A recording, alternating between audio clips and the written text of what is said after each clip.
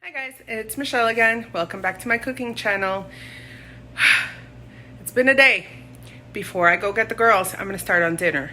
We're gonna make Tacu Tacu, which is like a Peruvian style refried beans with rice, and then you get this nice crust over the rice. It's like a big mold of mushy rice and beans, and it gets crusty and yummy and so delicious. And I'm gonna put some Lomo Saltado on top of that. So come join me in my kitchen as I cook.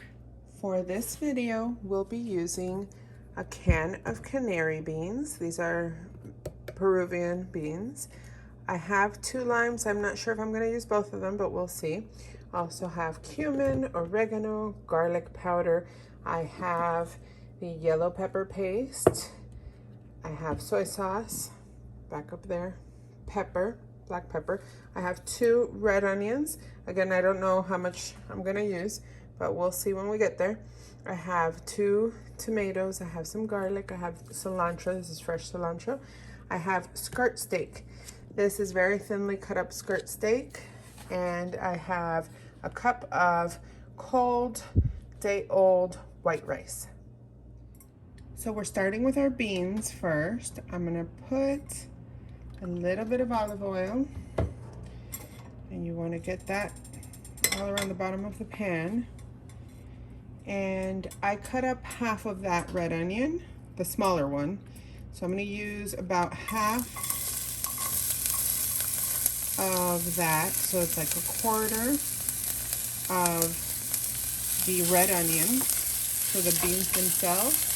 The rest of this half is going to be used for the rice and the beans. So I'm essentially using half of it on the Tacu Tacu.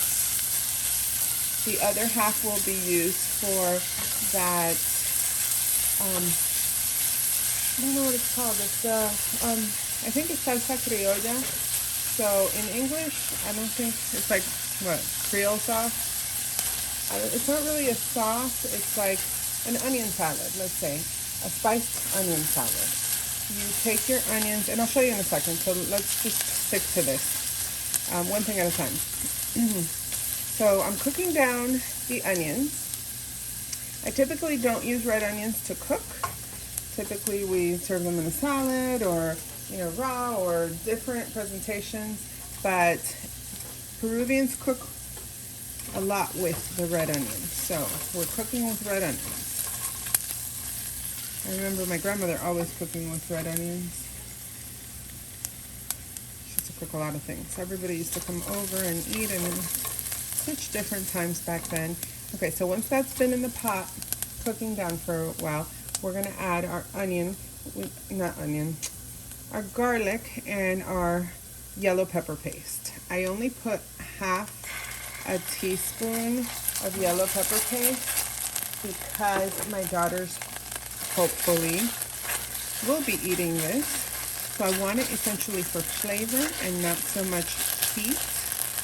So I'm just going to quickly warm up the garlic and release the aromatics and warm up that pepper paste. I don't want it to burn, so I'm going to come over here and add our spices.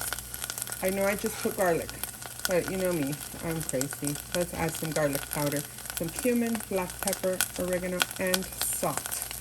So I'm going to add this. Sorry, my hands are in the way. I'm going to add all that. And I'm going to stir this around. My heat is at a 5. So I'm going to quickly, before this starts burning, once I have all this stirred up, I'm going to add the canary beans. Some people rinse these, some people don't. I could have drained it, but I want to make this nice and thick. I want a nice gravy. Let me just get the rest of it out here. I want a nice gravy because you have to make, oops, ooh, that's a disaster.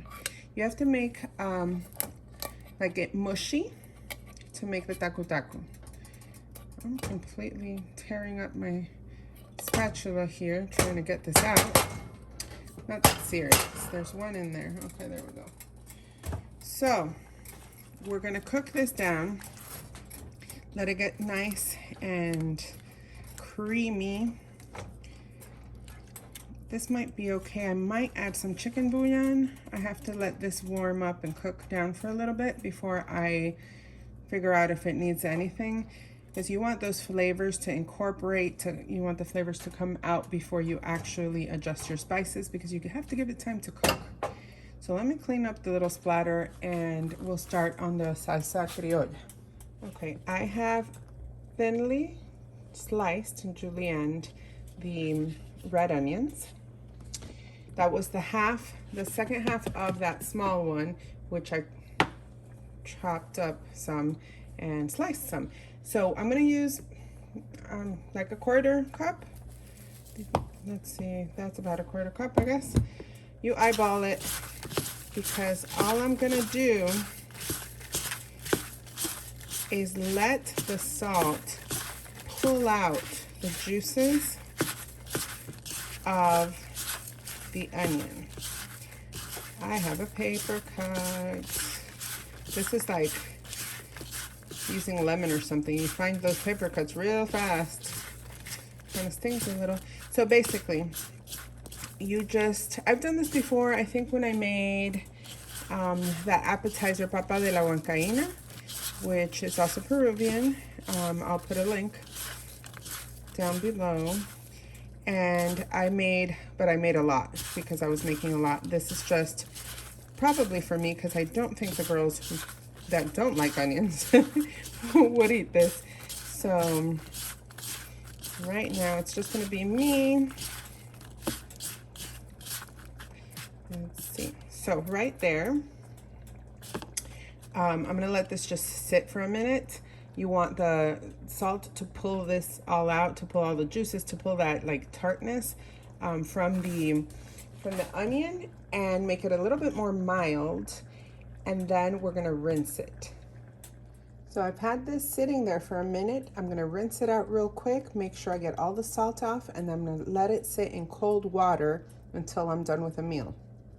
So I have rinsed all the salt. You want to make sure you get all the salt out, otherwise it's going to be too salty, because some salt will stay. It'll be salty enough, and you can add more if you want, but you don't want it to be overly salty. And that's cold water, so I'm just going to let it sit there and put it to the side, and it's going to sit there until we're almost ready to eat. I just wanted to show you something here with the red onion. I want to julienne these. But since these are for a stir fry, I want them to be nice and even. And you see this part in here? That's not gonna be even if you cut it straight down. It's not gonna look pretty. I don't know if you noticed on one of my other videos where I cut the onions, I went at an angle. I've seen people pull these out and cut them, but I think that's just too much work. If you could just cut at an angle instead of just going straight, then that should be fine, and I'll show you what I mean. So for the stir fry, you want them about that big. So I'm gonna cut, it's still not gonna be perfect, but most of them are gonna be uniform. And here, these aren't gonna be uniform regardless of what you do, but at least it's the same kind of cut that you're trying to achieve. So that's, you can do it either way. Or if you don't really care, it doesn't really matter. As I started cutting the tomato, I figured I'd show this as well. I'm just gonna use one tomato. Typically, you wanna use the whole tomato, the inside and everything, but I don't want to in this case. So I'm gonna cut into it after I slice the ends off, and I'm going to just slice. This is not the knife to be doing this. I needed a thinner knife. This is too wide. I'm gonna just cut around, and well, it didn't really do that great of a job, but essentially I want to take all the seeds out, because I don't want to use all this. So I'm going to take the seeds and all that gooey stuff out of the tomato, let me cut this. And then you can julienne your tomato as well, because you want the pieces to be kind of in line to your onion for the stir fry. So that was it. That's my 2 cents about that. So now I want to taste my beans. They've been cooking for about 15 minutes. You want to cook these for about half an hour. I know they're fully cooked, but you want that creaminess to develop. You see how that liquid is just getting like a thick gravy? You want that because you're gonna make a mush, remember? But I do want to taste this to see if I want to add anything else. If I want to add, let me get some of the gravy, some chicken stock or something. Let me taste this.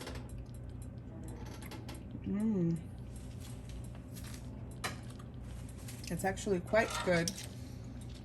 It's a little salty, but that's okay because we're gonna put some white rice mixed up in it, and it's not too salty, it's just a little bit. I'm going to add half a teaspoon of chicken bouillon because I think it still needs that flavor. So because I actually measured it in this half teaspoon thing, it won't come out. So I'll just stir it in here and then I'll put it back in the wash. I've washed this thing like 50 million times. But this spatula is clearly not good for digging things out of here. Okay, we're almost done. Okay, so half of that, half a teaspoon of chicken bouillon. I use better than bouillon. You can use beef, you can use chicken, you can use vegetable, ham, whatever you want, what your favorite is. You can use that. You can also use bacon in here. If you want that smokiness, if you want extra flavor, you can fry up some bacon when you fry up the onions, and that would be great. But you guys know I don't eat bacon, so we won't be doing that today. And I didn't want that smoky aspect to it because that's not what is reminiscent to me of my grandmother's cooking. So I'm gonna let this continue cooking for about 15 minutes and I'm gonna add the rice and then we're gonna smush it all up. So now I wanna tell you, wash your hands, especially if you're using meat, chicken, fish, any kind of, meat. If you touch it, don't touch anything else. Don't go like grabbing things. Just do what you have to do with it and then wash your hands. This skirt steak seems to have been filleted. And I don't want to dirty both my hands, but you see this here? It looks like let me see if I can get my hand out of the way and show you. It looks like the cut was like this. And then they cut that and filleted it in half because you see the knife cut right there. I would have rather not have it cut in half like this, but it's fine because it's going to be nice small pieces. So you want to cut that part in half. So at the line where they fillet it, cut it in half. And then we are going to cut these into chunks. So you want even pieces, but don't like bring out a ruler or anything because it's not that serious. You're just cooking, guys. So I'm gonna cut them like this, or should I cut at an angle? It's so small, I don't think it matters. If it was thicker, I would say cut on a bias, but as long as you're cutting against the grain at this point, you're gonna be fine. You want this meat tender. That's why I chose a skirt steak over like a flank steak or something like that, because this is cooked at a high heat. So you want something that's not gonna turn into hard, chewy steak when cooked on high heat. So skirt steak is excellent for that. So I'm going to start cutting these and I'm going to set it aside until we're ready to use. It's not going to be 100% even because, I mean, come on, these pieces, they're going to get used, guys. I don't like wasting food. And we're done here. I'm going to put some marinade on there. I'm going to put some garlic and some other stuff on there while we wait for the beans to cook. So to our skirt steak, I put it in one of these nice little freezer bags. I'm going to add salt, cumin, garlic powder, fresh garlic, and the yellow pepper paste. Now, I don't think cumin is very traditional in this, but I like the taste that it gives. I love using cumin, especially with meats, but also with chicken. It's good. It gives you smokiness. It gives you, not smokiness, an earthiness. And it's a very particular taste, and I really like it. So I'm going to put this in here. And let's see here. We're going to close this up, and I'm going to shake it all about. I've done this before on video. It's not very exciting, so I'm just going to leave that alone. I'm going to let that marinate for a bit, and I'm going to bring you over here so you can look at the beans. Our beans are essentially done. And you see how that gravy is super thick and it's like kind of drying up? I want to add a little bit of chicken stock. So if it gets too dry, add like a 1/4 cup of chicken stock to bring a little bit more moisture into the gravy, because we eventually, you know, it's essentially going to be a paste, but you don't want it to start out too dry. So here it's good, it's a little loose. I'm going to keep this cooking, and this also helps if it's too salty. You can put more, you know, chicken stock or water if you don't have chicken stock. And then what we're going to do is I'm going to add the cup of rice. So to our pot, I'm just going to add this cold, sticky white rice. I didn't put a lot of flavor in it, so it's actually going to be great. I made some Mandarin chicken, or orange chicken, if you will, the other day with some steamed white rice, and this is the leftover rice, so it doesn't have too much as far as flavor. It's just salt, and it wasn't even that much, because when I ate it I was like, should I use more salt? Okay, so I'm just going to stir this around. You want to bring that rice to temperature, because nothing worse than cold rice. And then I don't want to leave any of this on my poor spatula that I have torn up today. I'm going to start just making a big mush. Your friends will have fun with this, guys. So my last video got cut off, but then I had to go pick up my girls, so you're going to definitely hear the girls in the background. This is all mush. I'm going to add a little bit of chicken stock just because it's so thick, because I had to leave. So if you don't leave, then, you know, it doesn't dry up on you. But this is hot, so I'm going to put some olive oil. Hi, guys. Okay, Mommy, guys. help me. I'll be right there, honey. And I have the rest of that red onion. I put some garlic paste and another ½ teaspoon of the yellow pepper paste. I'm keeping in mind that I want the girls to try this, so I don't want to make it spicy at all. Otherwise, they're not going to try this. So I'm going to cook this down. It's splattering all over the place. I'm going to cook this down for around 3 minutes. It's at a medium heat. It's at a 5. And then I'm going to add the rice and bean mush to it.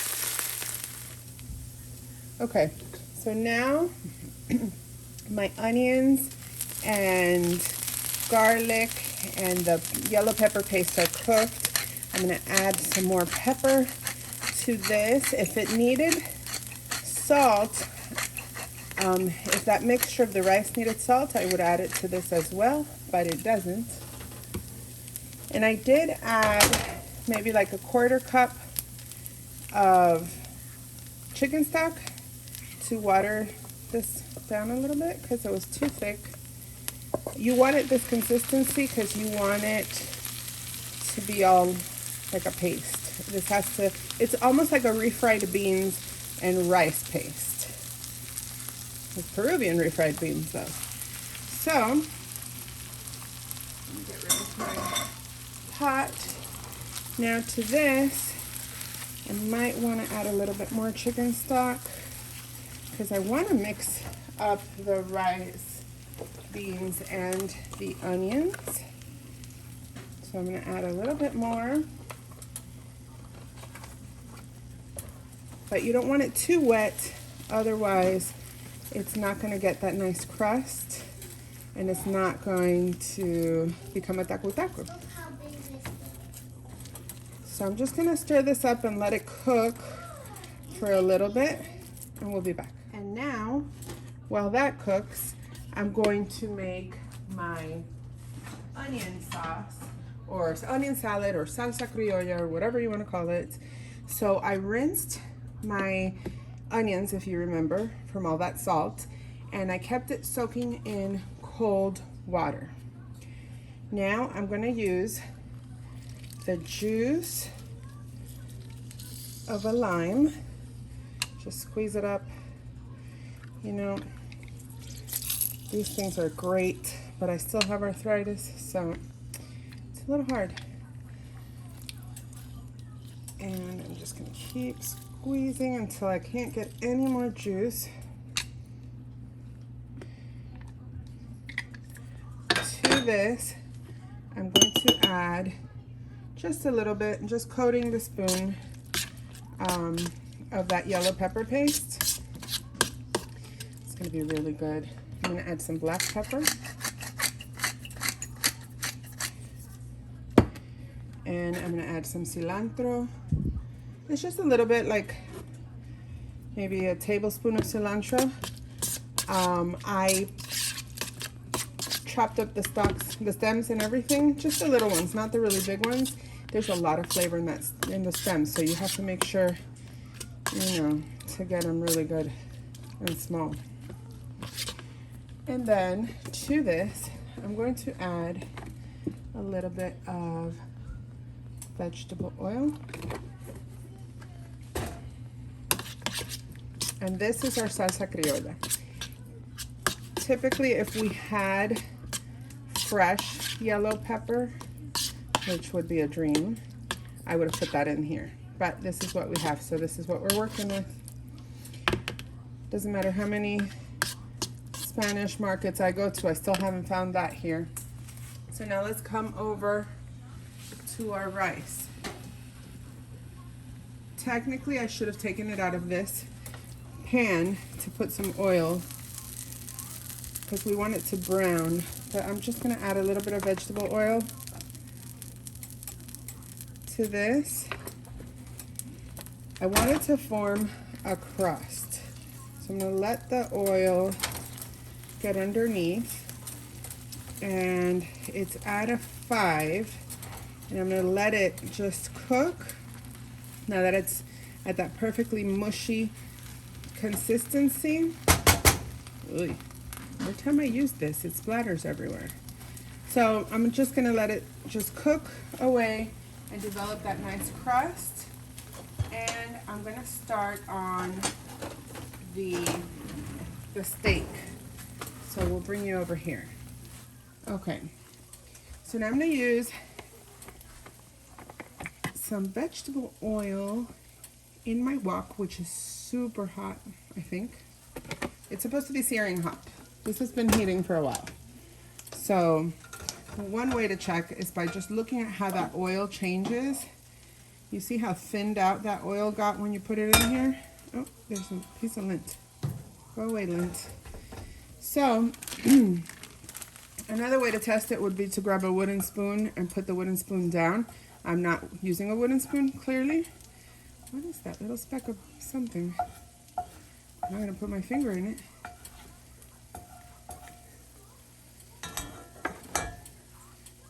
Okay, so as that's heating up, I'm going to put it on medium-high because you want your meat to sear. This is a very high, it's called a saltado. Means saltado is like to saltar, is to jump. So the meat has to be searing so hot that it's jumping out of the pan, basically. So that oil looks very hot because you see how it's moving around like if it was water and not oil. So I'm gonna just put all the meat that we had. And I'm going to brown the meat. And I'm gonna go tend to the girls for a second. I'll be right back. So while our meat cooks, I'm gonna take a look. You see how this is getting nice and brown? I'm gonna see if it's too loose still. I would flip it, but I would probably make a mess. It's not completely ready yet. So you basically want that crust everywhere. I wish I would have used my cast iron, but then I can't flip it. So I'm actually going to put the heat a little higher here as well. So remember, if you're cooking two things at a time, lower the heat, let it just take a little longer to cook, okay? Here on this end, this is on medium-high heat. And to be honest with you, it could have been higher because this is not flowing as fast as I would have liked. So I'm going to leave it alone. I'm going to turn all those little red pieces, put them down, red piece down so it can cook. You want to start browning it. So I'm going to give this 1 minute and I'll be right back. While the meat is cooking, I'm going to start turning. I'll start turning this. Oops, I hit that myself. To give it that nice shape of the tacu tacu. So you want those nice brown bits. Oh, they taste so good, guys. I think it needs a little bit more oil, to be honest with you, because it's not browning. I don't want to keep putting oil, so we're just going to let it keep going. I don't want it to be too greasy. You do need oil to make that crust, though.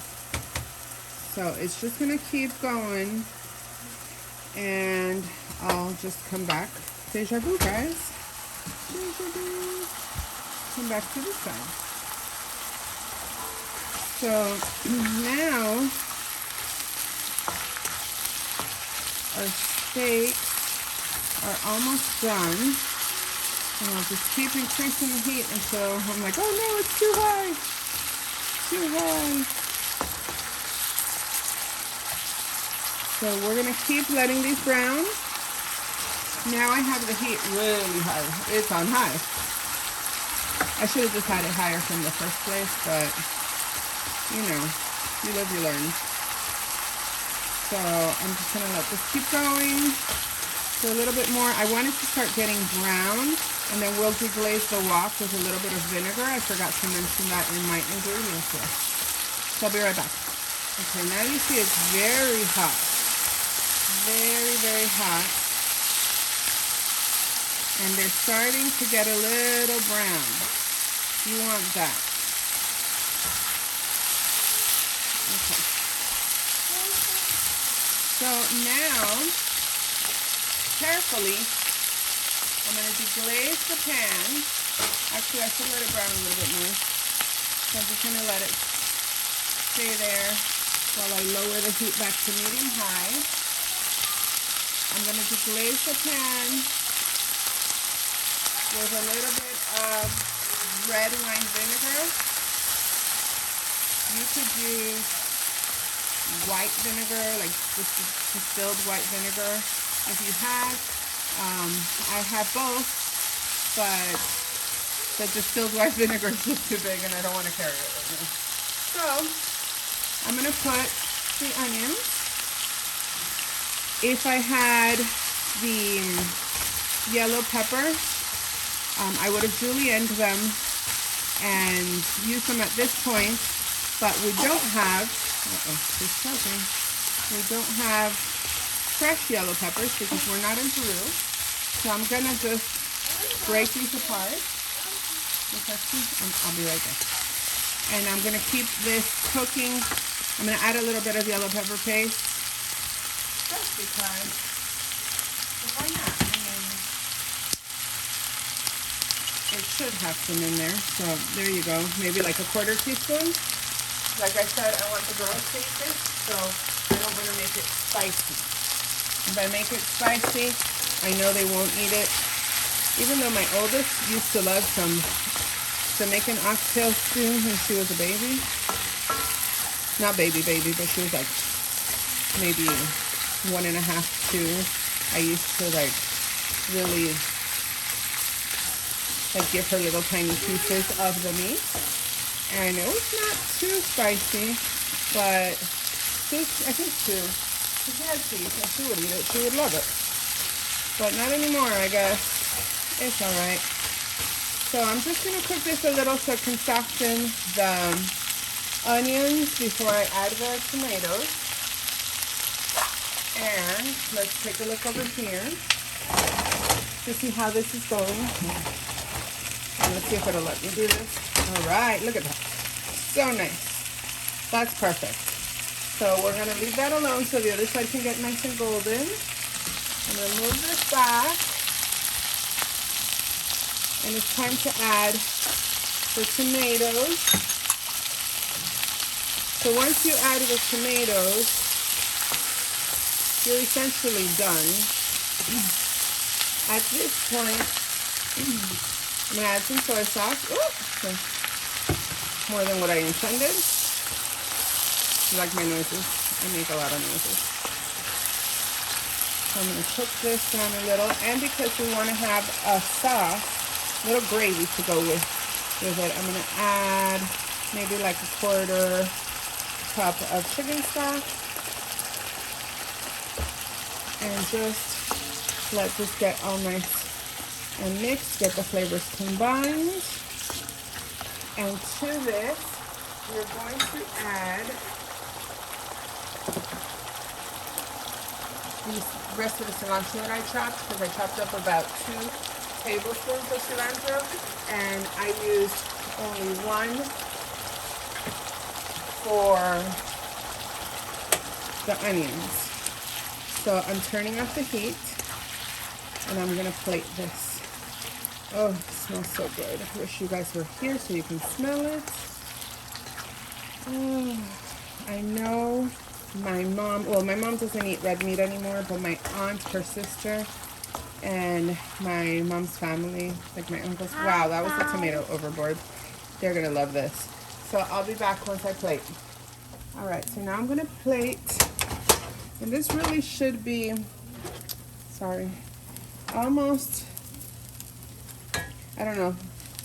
They always serve it more tapered towards the ends, but you know what? It's gonna taste delicious, so it doesn't matter how I serve it.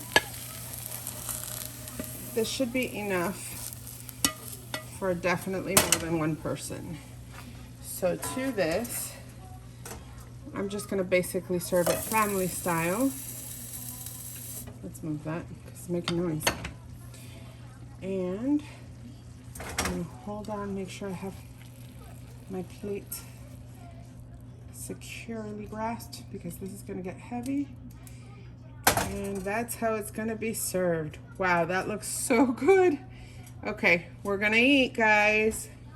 Okay, before the girls find out this is ready, I served this family style, in my mind family style, on a plate that's not big enough for family style. And then I was like, where am I gonna get the pretty picture from? So guys, I got what I could, but I'm serving it individual, just like a taster, because I don't wanna, I mean, I would totally just devour that whole bowl, that whole plate, sorry. But I'm gonna, you know, be a normal human and just serve myself a little bit. Plus I want them to taste it. And I don't think they'll eat the veggies, but I hope they eat the meat and the rice. So then I'm gonna put this salsa criolla right on top. And there's the finished plate, guys. Let's taste it.